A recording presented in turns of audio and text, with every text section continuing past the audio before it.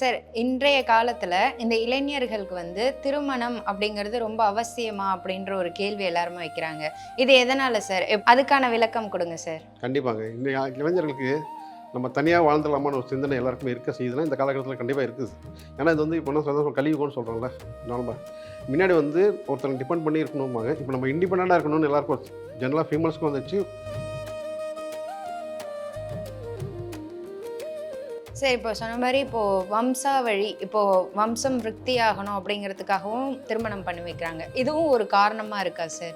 கண்டிப்பாங்க. பெற்றோர் வந்து தன் வம்சம் வளரணும்னு தான் நினைப்பாங்க. ஸோ அவங்க அடுத்த ஜெனரேஷன் வரணும்னா கரெக்டான வயசுல திருமணம் நடக்கும். குழந்தை பிறந்தா மட்டும் தான் அடுத்த ஜெனரேஷன் வரணும். இப்போ இந்த இளைஞர்களுக்கு இதை தள்ளி போகிறதுனாலே இந்த விரக்தி வந்துரும். இந்த விரக்தி வந்தாலே ஃபஸ்ட்டு திருமணம் தடையாகும். அடுத்து குழந்தை பிறப்பு தடையாகும்.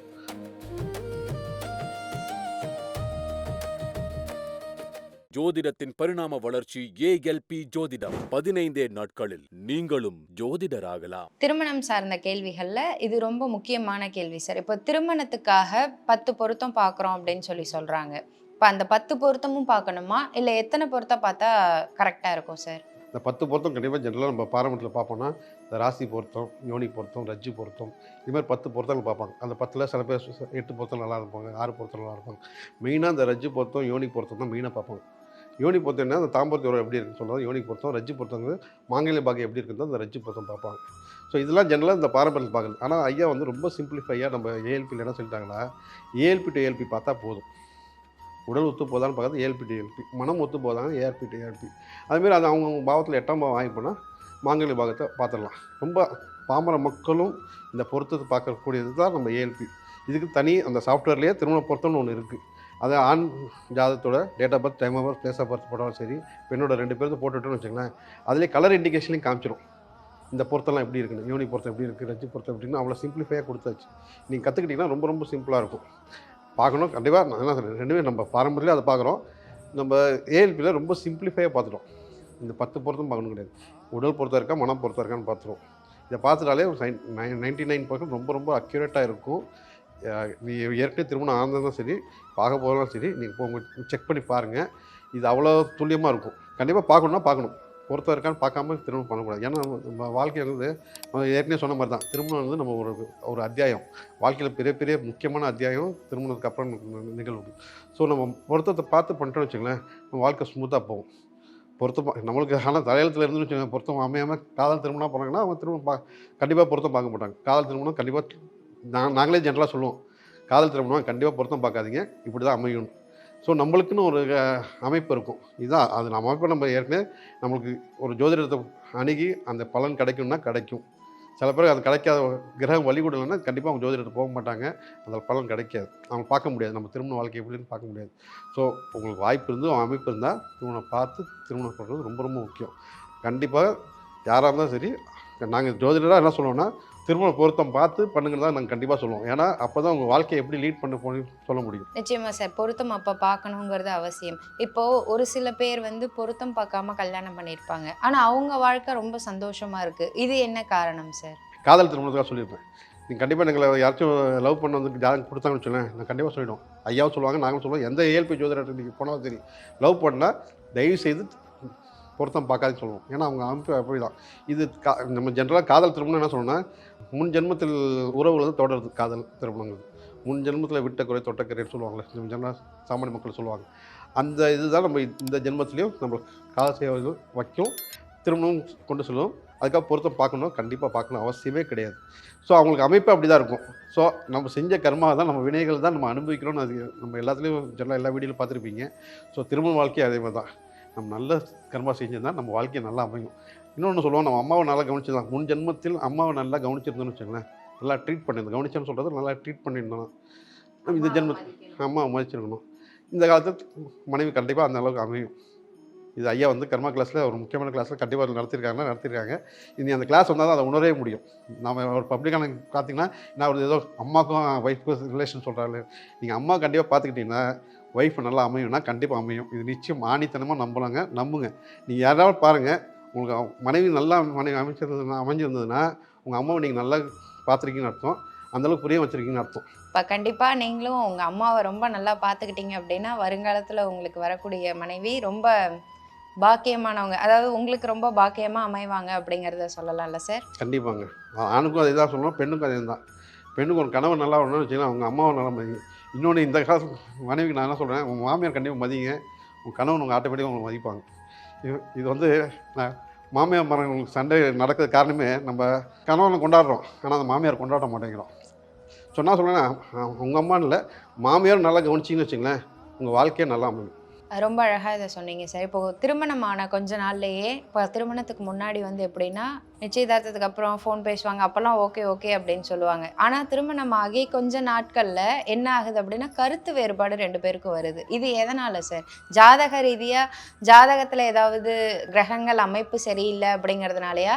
இல்ல எந்த மாதிரியான விஷயங்களுக்காக இந்த கருத்து வேறுபாடு வருது சார்? இதில் என்ன நான் ஏஎல்பி பொறுத்தவரைக்கும் வளர லக்னம் சொல்லியிருப்போம்.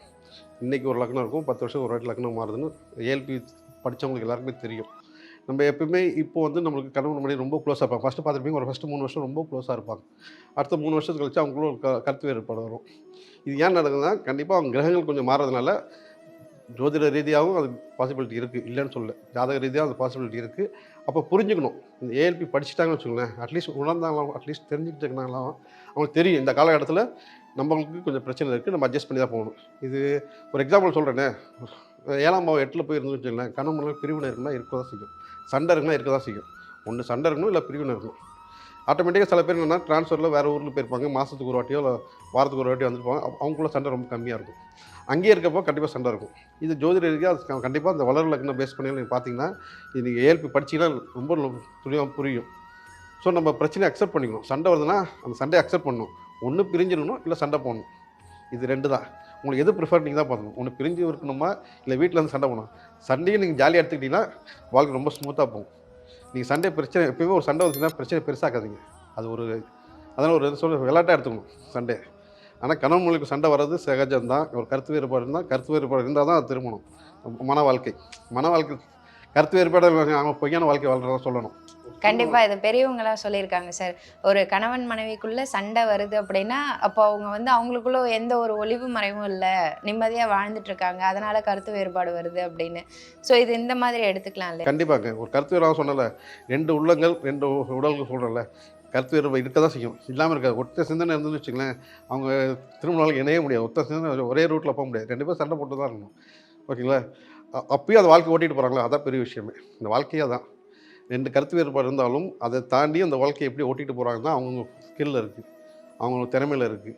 ஸோ கண்டிப்பாக கருத்து வேறுபாடு இருந்தால் அது ஒரு பிரச்சனை, ஒரு பெரிய பிரச்சனையை எடுத்துக்காதீங்க. ஒரு சின்ன இந்த காலகட்டத்தில் சின்ன பிரச்சனையாக இருக்கும், அதோட பெரிய பிரச்சனை எடுத்துகிட்டு ஜோதிடர் எடுத்துகிட்டு வராங்க. நான் சிம்பிளான கேஸ்லாம், ரொம்ப கிரிட்டிக்கலான கேஸும் பார்த்துருக்கோம், ரொம்ப பிரச்சனை உள்ள கேஸும் பார்த்துருக்கோம், ரொம்ப சாதாரண கேஸும் பார்த்துருக்கோம்.